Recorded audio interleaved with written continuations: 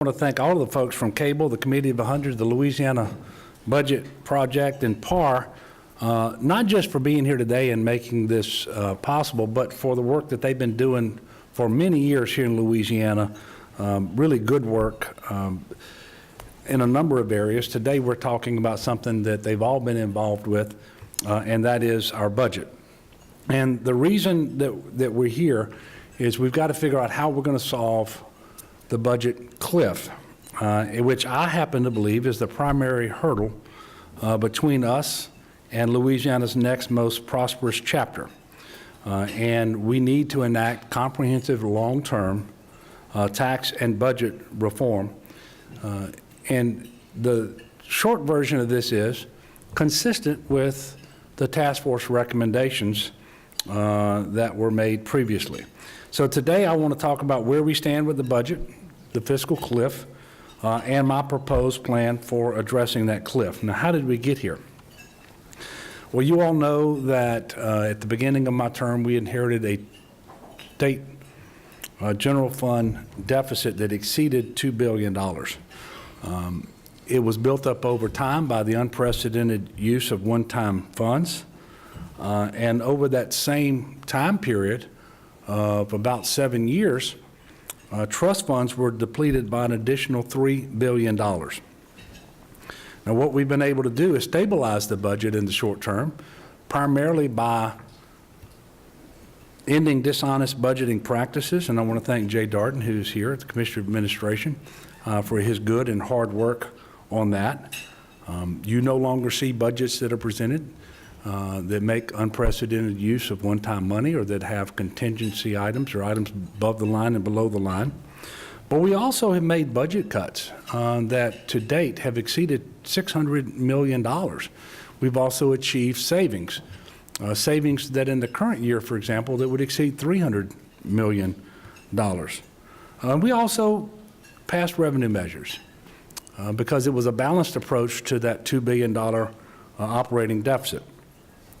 The revenue measures were largely temporary, and they were specifically expressly enacted by the legislature as a temporary measure, primarily 27 months in duration, because they said they would get back to doing long-term comprehensive tax reform before they roll off the books.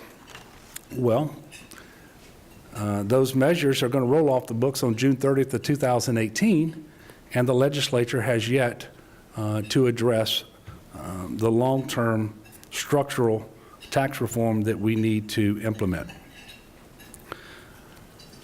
And the problem today is right at $1 billion in terms of the revenue that will fall off the books. And to just put this in perspective, about $900 million of that is the fifth penny. And so that's what we're dealing with. So that is the fiscal cliff. The legislature failed to pass the tax reform in 2016, even though you're going to see that many of the options we proposed in the very first special session are consistent with those that came from the task force later. They didn't do it in the 2017 fiscal session either. On June 30th of 2018, as I've mentioned, $1 billion in revenue falls off the books. I believe that we have to replace that revenue. The only option is to impose $1 billion in cuts to state government. Now, what you all need to understand is the $1 billion in cuts can only come from about a $3.4 billion slice of the budget. It's a state general fund deficit. Only state general fund cuts can be used to make up the deficit, and the Constitution puts a number of things off limits. And you get tired of hearing it, the people of Louisiana do, and I certainly understand that, but the only two relatively large pots of money in that $3.4 billion slice of the budget belong to health care and higher education. Precisely the two areas that people across the state of Louisiana tell me they don't want to see cuts. But that's what we're dealing with. I will tell you that if we don't fix the cliff, no one is going to want to put their name on the cuts that are necessary. In fact, I will tell you this. On January the 19th, Jay Darden and I are going to present an executive budget proposal to the legislature that we don't want to put our name on, because we are constitutionally obligated to balance the budget and the revenue forecast. Because of the changes that happened on June 30th of 2018, we'll have $1 billion less than we need, $1 billion less than we have this year in revenue. And so we will be proposing, as we are obligated to do, a balanced budget. And that balanced budget proposal is going to call for cuts to health care, optional Medicaid services, partners. It's going to call for cuts to higher education, whether it's state general fund support, TOPS, and a number of other things. Not because we want those things to happen. In fact, we don't. I'm going to tell you right now, we don't want that budget ever to be implemented, which is why we have to fix the problem. But we can't fix it before we present the executive budget proposal on January the 19th. But at the same time we do it, we will let the legislature know, and in fact, I'm letting them know today. These are the things we would like them to do, and then if they do, we will take the revenue that comes from those measures and incorporate it into the budget to make sure that those cuts don't happen.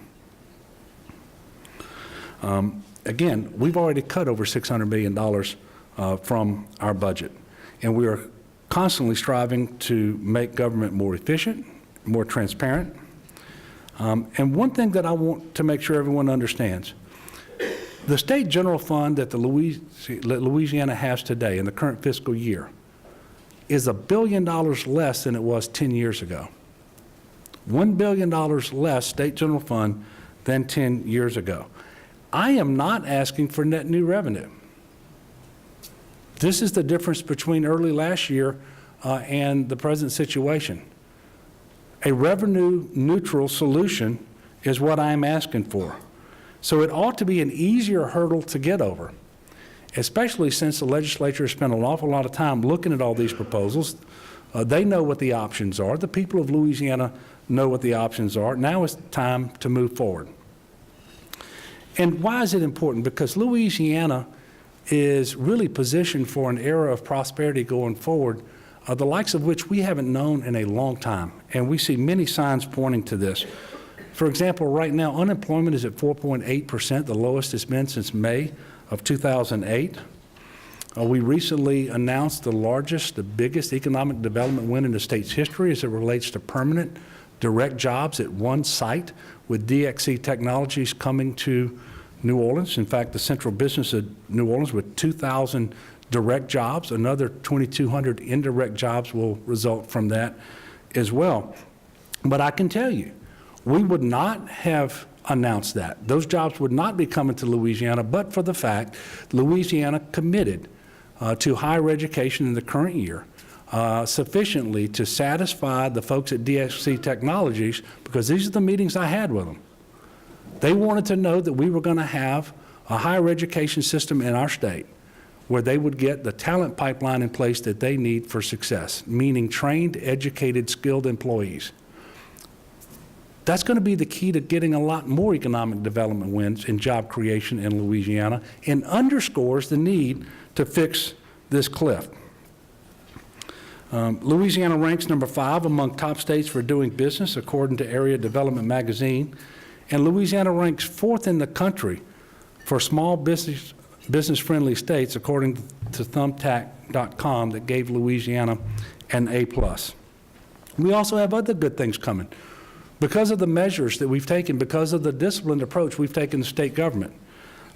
Just last week, the Revenue Estimating Conference upgraded our forecast in the current fiscal year by $153 million. Upgraded the forecast next year in terms of state general fund revenue by $234 million. And that year that I told you about that we started off with, the first full fiscal year with that $2 billion budget deficit, we closed the books with a little more than $120 million surplus.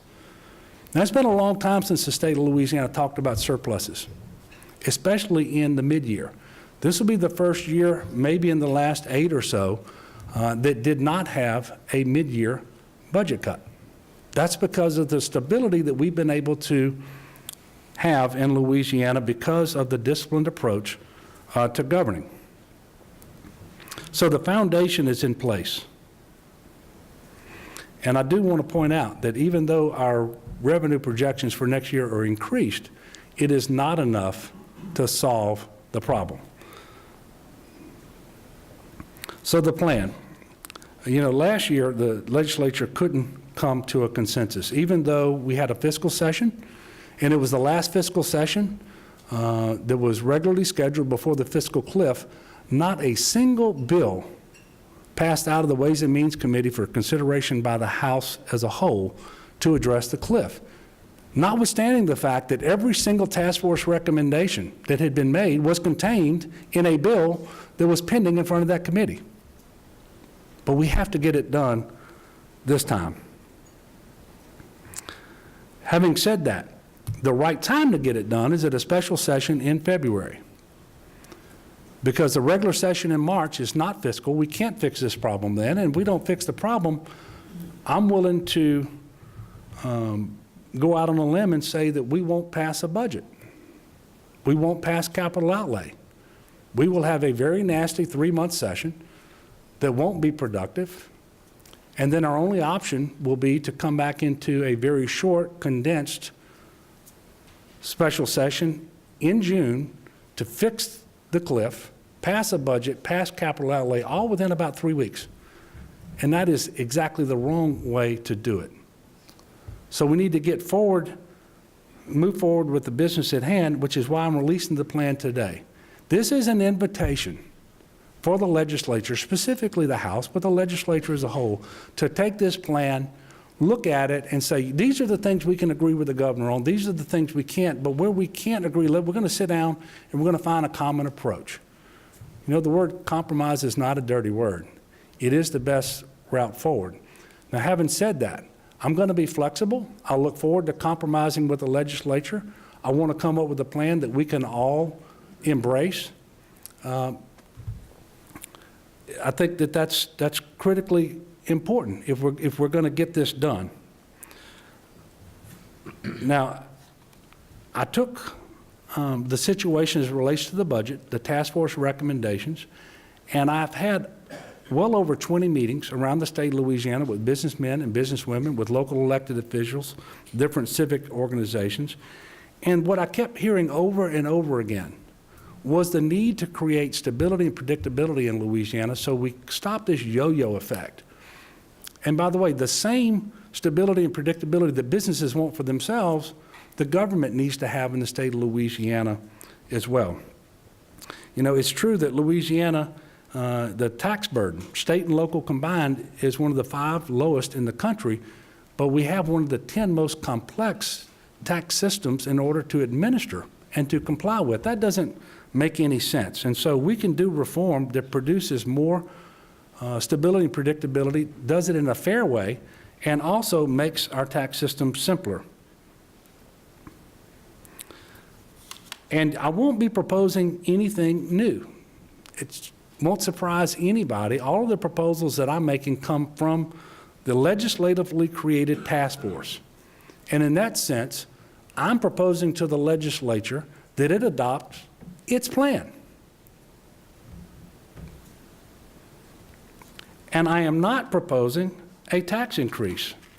These proposals are revenue neutral. So I'm going to make the following recommendations to the Speaker and to the Senate President. And that is that we make permanent the reductions to tax credits, deductions, and rebates that are going to sunset at the end of this fiscal year. That we compress the income tax brackets and reduce the excess itemized deductions from 100% to 50%. That the 5th penny roll off the books as scheduled, and that the 4 pennies that we keep, we will clean those from exemptions so that they look like the 5th penny that will roll off. So this is a classical way to lower the rate and broaden the base as it relates to the sales tax. I would adjust the business utilities tax to 4%, which is what they are currently paying, and I would set the industrial utility rate at 2%. Finally, I would expand sales tax to certain services based on the model that we have in Texas. All of those recommendations come from the task force. Now, there's going to be some flexibility required for a couple of reasons, but primarily, right now in Congress, they're working out the final details on a conference committee report, and maybe they've already done that will be voted on potentially this week by both the House and the Senate, and they will make changes to federal tax as it relates to individual and corporate income that will have an impact on us going forward. Generally speaking, if they give a tax cut at the federal level, that means that the deduction for federal tax gets smaller and individuals will pay a little bit more at the state level. And so we will accommodate that in changes to what the new brackets ought to be. And until that new structure is in place and producing revenue, I am flexible on that fifth penny in terms of keeping a part of it to provide a bridge to that additional revenue that we are going to have. And it's going to be a while before we're able to model that and achieve the kind of predictability that we would want. But we will be working extremely hard. And in fact, the Revenue Secretary, who is here with us today, Kimberly Robinson, is already working on that. I'm willing to be flexible. This is an invitation to the Speaker, to House leadership, and to the President and members of the Senate to look at this plan and come back and sit down with me and negotiate a path forward. Now, having said I'm willing to be flexible, you should understand that if it were up to me, I would do exactly what I just put forward. I do think it's the right thing to do for the state for all the reasons that the task force has made plain. But we have to have something on the table from the legislature, and we have not. There has not been one comprehensive idea to come from the legislature to address the fiscal situation in our state since I have been governor. I have not seen an alternative plan. Now, the flexibility that I will have does not extend to the fifth penny itself, other than using some portion of it as a bridge to new revenue. The legislature enacted it as a temporary measure.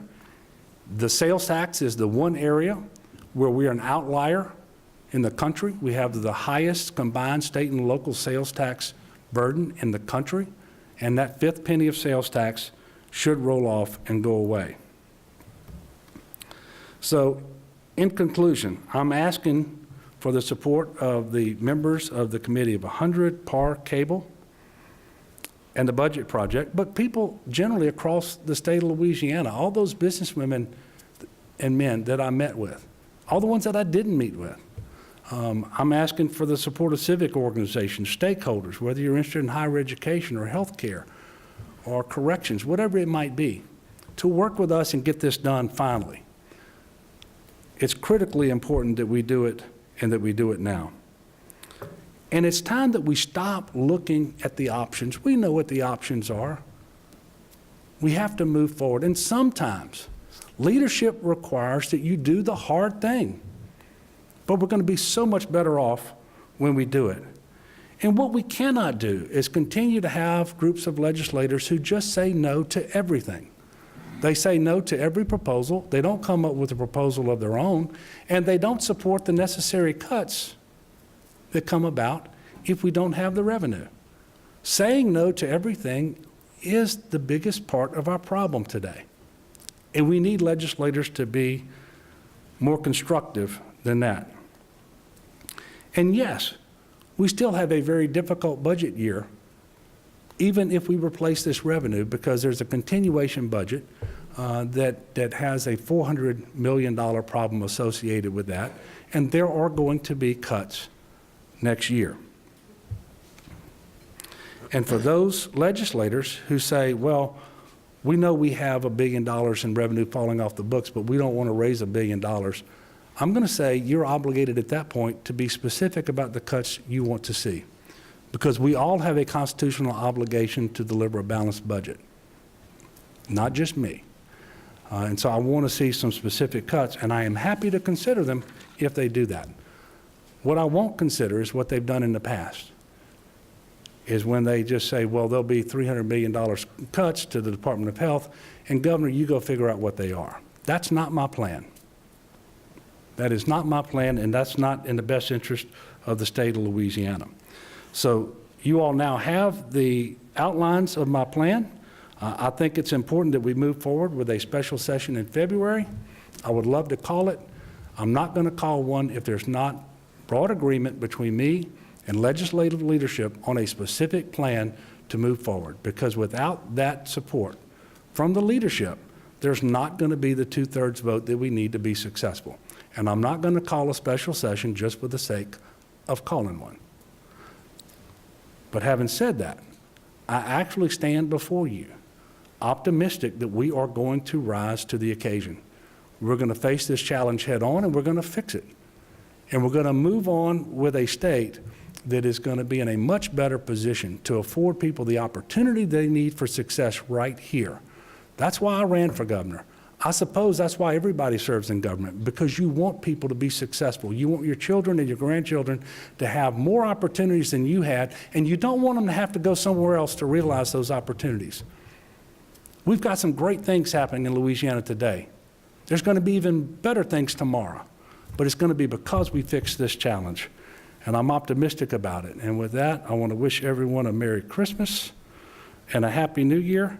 And may 2018 be the best year ever for you and your families, but also for the state of Louisiana.